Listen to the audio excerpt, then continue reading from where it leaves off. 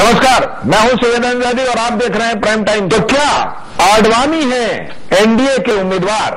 हमारा आज का मुद्दा सवाल की शक्ल में यही है और इस मुद्दे पर हमारी साथ बातचीत करने के लिए लखनऊ से तशरीफ रखते हैं वरिष्ठ पत्रकार शिवशंकर गोस्वामी। गोस्वामी जी, बहुत बहुत स्वागत है आपका।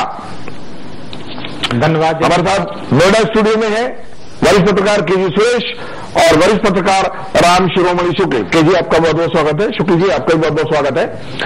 कांग्रेस के नेता अक्सर बयान देते नजर आ जाते हैं कि अगला लोकसभा चुनाव वो राहुल गांधी के नेतृत्व में लड़ेंगे। प्रधानमंत्री की उम्मीदवारी पर कांग्रेस का हर नेता एक आवाज में जवाब देता है, लेकिन जब यही सवाल बीजेपी या एनडीए के किसी नेता से पूछा जाता है तो उनको जवाब देते नहीं बनता। एनडीए का एक धड़ा नरेंद्र मोदी को प्रधानमंत्री पद की दौड़ में आगे मानता है, यानी बीजेपी के कुछ नेता, तो वही दूसरे धड़े को नरेंद्र मोदी फूटी आंख नहीं सुहाते और इसमें बीजेपी के भी नेता शामिल हैं। शिवसेना सुषमा स्वराज को इस दौड़ में आगे मानती है तो सुषमा के पीछे अरुण जेटली और राजनाथ सिंह जैसे बड़े नेता भी खड़े नजर आते हैं। लेकिन अब एनडीए की नींव रखने वाले उसके संयोजक शरद यादव ने ऐसा नाम आगे कर दिया है जिसके बाद हर नाम कम से कम राजनीति में और भारतीय जनता पार्टी की राजनीति में अटल बिहारी वाजपेयी के बाद बौना नजर आता है। और ये नाम है बरसों से पीएम इन वेटिंग के ताने सहने वाले लाल कृष्ण आडवाणी का।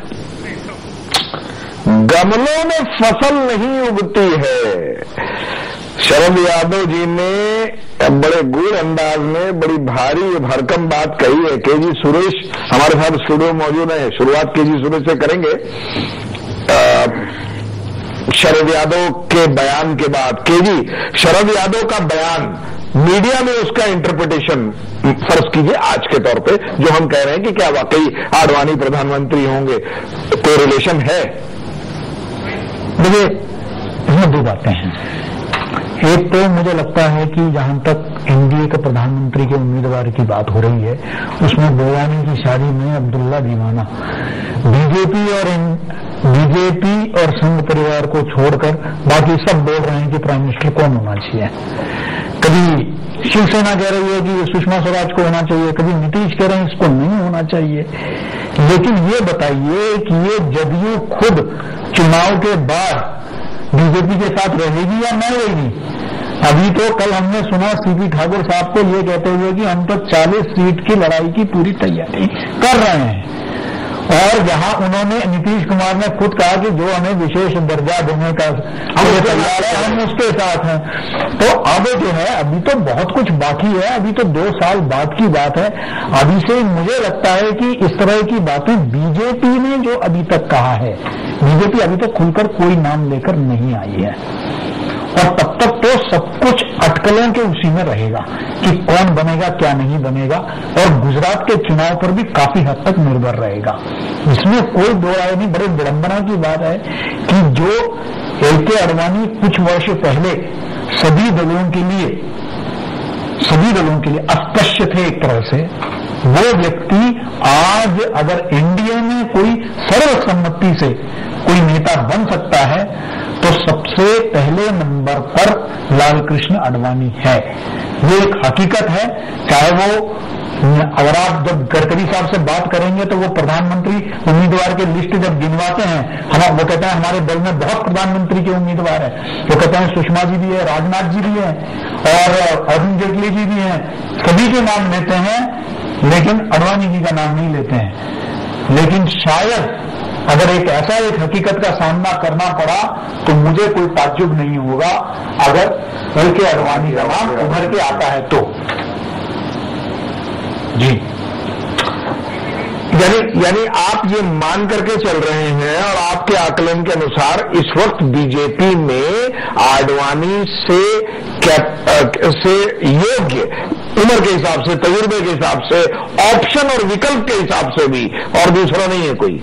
नहीं, मैं ये नहीं कह रहा कि क्षमता तो इस पर नहीं है, लेकिन आप ये देखिए इस वक्त बाकी सब क्षेत्रीय नेता हैं और बाकी जो है या तो आधारहीन है या तो वो जिसे कहते हैं कि ज्यादा मीडिया में ज्यादा दिखते हैं, जमीन पे कम। वो जो कह रहे हैं कि गमलों में नहीं, और वो लोग जो है, जो दिल्ली में भी हैं, वो राज्य में जो 17 बैठे हुए हैं बीजेपी के, उनके समर्थन के बगैर संसद में तक नहीं आ सकते हैं। आज वो वैसे लोग हैं जो प्रधानमंत्री की उम्मीदवारी में खड़े हुए हैं। तो ऐसे में ये बड़ा महत्वपूर्ण है कि एक ऐसा नेता जिसके बारे में न कोई इस वक्त की मैं बात कर रहा हूं, कल को हो सकता है कि ऑल इंडिया अनाडीएम के जयललिता जो है एनडीए में शामिल हो और उनको मोदी के साथ बहुत अच्छे संबंध है, उनको कोई आपत्ति ना हो, ये नहीं पता। लेकिन आज जो इस वक्त जो सहयोगी दल है, उनमें सब में सर्वसम्मति है आडवाणी के बारे में, जो और किसी भी उम्मीदवार के बारे में नहीं है। उस लिहाज से आडवाणी ही एक ऑप्शन बचते हैं। कौन जिम्मेदार है प्रधानमंत्री की कुर्सी तक पहुंचने वाले मोदी, जो कि अर्जुन की भूमिका में थे, अब वो गुरु के सामने एकलव्य की भूमिका में नजर आने लगे हैं। एकलव्य, अर्जुन से एकलव्य क्यों बने हैं?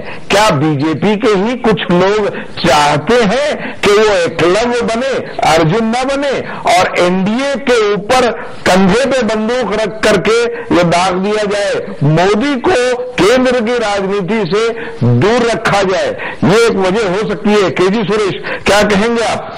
मोदी कहा जाता है कि बीजेपी का जो काडर है, लोअर काडर जो है, उसमें मोदी ने पैठ बनाई है, इसमें दो राय नहीं है, और मोदी का नाम है, लेकिन उसके बावजूद बीजेपी की सीनियर लीडरशिप, कहा जाता है, सूत्र ये कहते हैं कि वो नहीं चाहती कि मोदी केंद्र की राजनीति में आए। बिल्कुल नहीं, देखिए वो तो उन्होंने वो जो एक बीजेपी की कोर कॉन्स्टिट्यूएंसी एक हार्डकोर हिंदू कॉन्स्टिट्यूएंसी है, उसके लिए वो हिंदू हृदय सम्राट रहे हैं, और उन्होंने बार बार उस बात को रीइंफोर्स किया। यूएन सद्भावना यात्रा करते हुए भी जब उनको टोपी पहनाने का प्रयास किया और उन्होंने मना किया, वो उसी कोर कॉन्स्टिट्यूएंसी को अपील कर रहे थे, जिस कोर कॉन्स्टिट्यूएंसी ने पूरे देश भर में उस चीज की तारीफ की। लेकिन ये जो नेतृत्व है, जो एक तरह से देखा जाए तो हम उम्र है, जो आडवाणी जी को छोड़कर जो बाकी नेतृत्व सारे जो सभी जो है प्रधानमंत्री बनने की महत्वाकांक्षा रखते हैं, इन लोगों के लिए मोदी सबसे बड़ा खतरा है।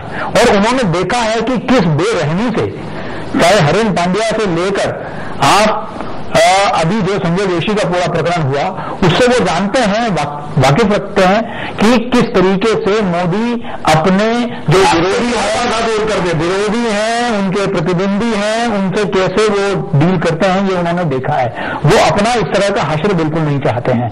तो वो जरूर चाहते हैं कि जो अपने आप को उस कुर्सी में बैठना चाहते हैं, आज नहीं तो कल, वो इंतजार करने के लिए तैयार है। 5 साल उनको कोई जल्दी नहीं है। तो वो समझते हैं कि किसी भी तरीके से इस आदमी को रोका जाए, और कहीं ना कहीं इस तरह के जो, चाहे वो नीतीश कुमार की तरफ से वक्तव्य आता हो या शिवसेना की तरफ से, मुझे कोई ताज्जुब नहीं होगा कि उसके पीछे अगर बीजेपी के खुद ही बड़े लीडरान अगर उसमें नहीं इन्वॉल्व हो तो ऐसे में मुझे लगता है कि उनका सबसे बड़ा, अगर काडर का सपोर्ट, उनका अगर शक्ति है या ताकत है, तो उनकी सबसे बड़ी कमजोरी है कि नेतृत्व में उन्होंने लगभग सभी को नाराज कर रखा है। एक तरफ मोदी और दूसरी तरफ सारे, वो सब अपने छोटे मोटे जो भी बैर है उसको खत्म कर वो एक हो जाएंगे कि किसी भी तरीके से इस व्यक्ति को रोका जाए। और उसके लिए उनको कोई, मुझे नहीं लगता कोई दिक्कत होगी कि जिस आडवाणी जी को उन्होंने पहले अपना रास्ता साफ करने के लिए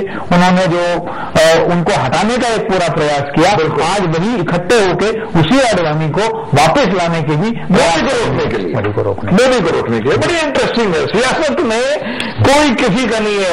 एक विरोधाभास रह जाता है। मैं वही सवाल लेकर के आ रहा हूं, मैंने से पूछा था कि अगर संघ आडवाणी के खिलाफ है, और अगर मान लीजिए कि किसी भी कंडीशन में मोदी के फेवर में संघ जाने की बात सोचेगा, तो सामने संजय जोशी प्रकरण है, कैसे मोदी के नाम पे मुहर संघ लगा सकता है? मैं इसमें 2 बातें जोड़ना चाहूंगा। एक, सिर्फ एक हार्डकोर हिंदू कॉन्स्टिट्यूएंसी नहीं है मोदी के साथ, एक मिडिल क्लास का तबका जो विकास पुरुष मानता है, उसको विकास, जो समझता है कि एक ये क्लीन इमेज रखता है, इन्होंने अपने लिए कुछ नहीं किया है, ये भ्रष्ट नहीं है, और एक हमें इस देश को एक डिसाइसिव नेता की जरूरत है। ऐसे सोचने वाला एक मिडिल क्लास तबका है जो किसी पार्टी से जुड़ा नहीं है, ये भी मैं आपको बता दूं। हाँ, by and large BJP sympathizers, ये भी एक तबका है, सिर्फ हार्डकोर कॉन्स्टिट्यूंसी नहीं है।